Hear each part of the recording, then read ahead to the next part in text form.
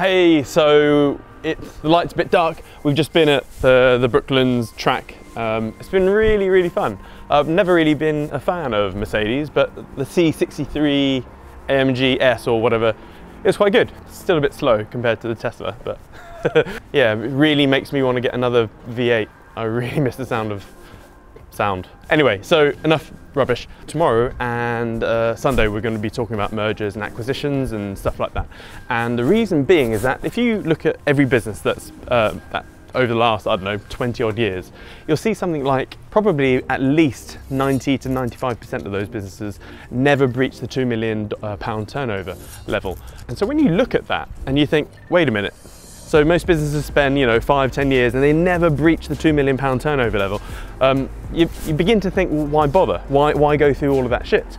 And that's one of the reasons why I don't invest in startups anymore. I did, and it's just too risky because you're investing in people that have normally never set up or run a successful business before and gone through the full cycle, set up, run, grow, and then sell. So this is why I've got my own little criteria, and my criteria, I guess, would be, or not I guess, I know, it's a 300k net profit minimum, 3 years of trading accounts minimum, a 30% net margin minimum, a management team in place, it's scalable online, it's congruent to your existing empire.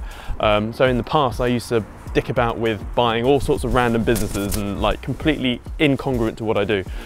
So that's my criteria, and it's weird, like there's a thing called imposter syndrome, and imposter syndrome is where you feel like a fraud, like you shouldn't be doing something, etc. And when you first set up in business, everyone has imposter syndrome. They're like, shit, I've never run a business before and I feel like a fraud or whatever. And to be honest, like with this weekend course, I've got a tiny bit of imposter syndrome because I'm not an all-round M&A practitioner. I'm not like an investment banker that's done like 100 things under the belt. I guess I'm like that, like a Muay Thai kickboxer, and they got like one massive tool in their thing, which is like hammer your legs to shit. No, it's like those annoying kids, when back in Street Fighter, N64 or whatnot, and someone would always pick Ryu or Ken and just go Hadouken, Hadouken, like until they won the fight. That's basically me with M&A. I've got one tool which is really freaking powerful. I call it NORA, the no risk acquisition.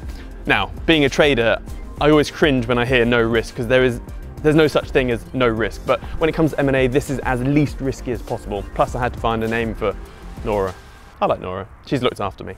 I'm not like I guess I don't do M&A just to be like an M&A person. I do it just to grow my own businesses, because most businesses grow linearly. They're like, they've got their marketing plan in place, they've got to combat the churn, the natural churn of their clients, etc. So they've got to keep on piling on the marketing and getting customers, etc. But the thing is with M&A, you can literally, it's like the £0 to £2 million turnover like chasm. You may as well just start playing around here above that. Yeah, and that's what I do. You don't get any of the heartache, and most of the time when I buy a business or acquire or merge into one, the business has been around for normally at least 5 years. All the irons are the things that ironed out, the quirks that ironed out, and it's like so that's about it. I'm about to check in, and it'll be a fun couple of days. Oh, by the way, I beat Vicky. Look at this, look at this. Vicky 138, Siam 130. Oh. Bullshit. Oh dear, Vicky. Your top score was 138.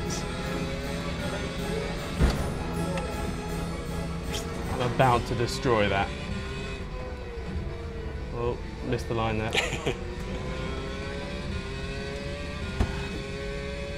Booyakasha! 130!